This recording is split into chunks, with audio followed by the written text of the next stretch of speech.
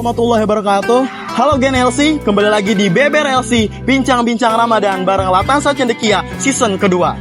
Teman-teman tahu gak sih ada seseorang yang sangat ditakuti di Mekah?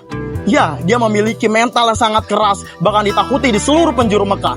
Dia pernah menantang seluruh penduduk Mekah untuk bergulat dan bertanding dengannya. Namun dengan catatan, seseorang ingin bergulat dengannya, ia harus pamit dulu ke keluarganya, karena ia akan pulang dengan nama saja.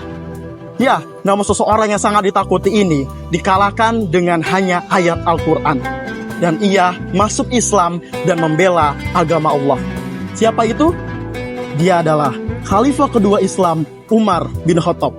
Namun pada kesempatan kali ini kita tidak akan berbicara soal loginnya Umar bin Khattab ke dalam Islam.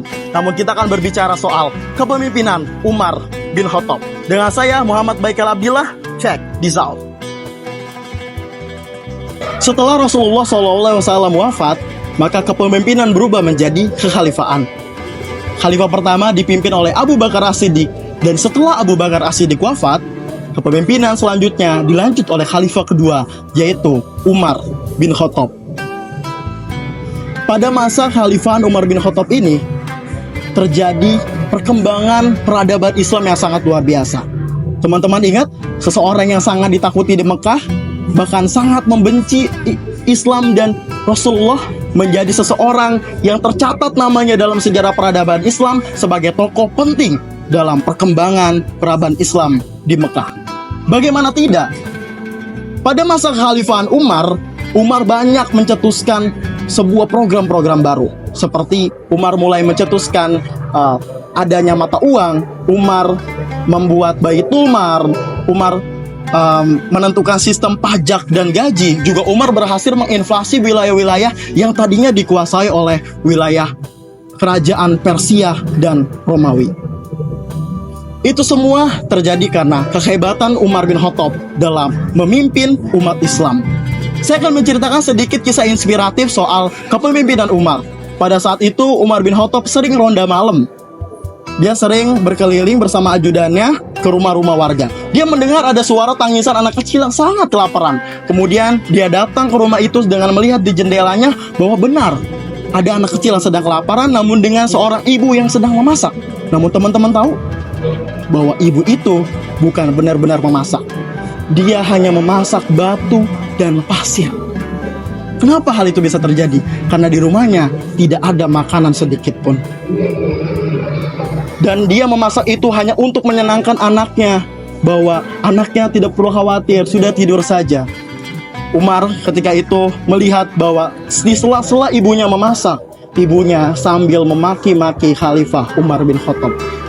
Dia memaki-maki dengan sebutan Khalifah Umar adalah seseorang yang hanya mementingkan tahtanya tanpa melihat orang miskin yang sedang kelaparan. Umar mendengar itu, Umar langsung lari ke Baitul Mal. Dia ambil segala kebutuhan seperti gandum yang lain sebagainya, dan ketika ingin dibantu oleh ajudannya, maka kata Umar apa?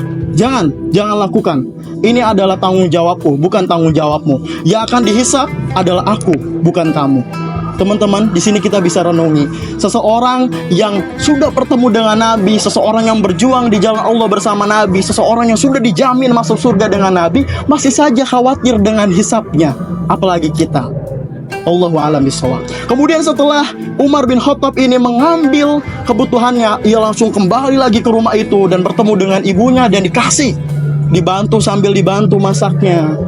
Namun di sela-sela Umar membantu ibu itu memasak, Umar masih saja dicaci maki bahwa ibu itu ternyata tidak tahu seorang pemuda asing yang membantunya, yang memberi ia makan, yang memberi ia kebutuhan dapur, itu adalah Khalifah Umar bin Khattab. Namun tidak ada satu patah pun yang keluar dari perkataan Umar bin Khattab bahwa anak Khalifah. Dia tidak mengatakan seperti itu. Setelah ibunya memasak dan dikasih ke anaknya, maka Umar pamit, dan masih saja ibunya mencela dan mencaci Umar itu.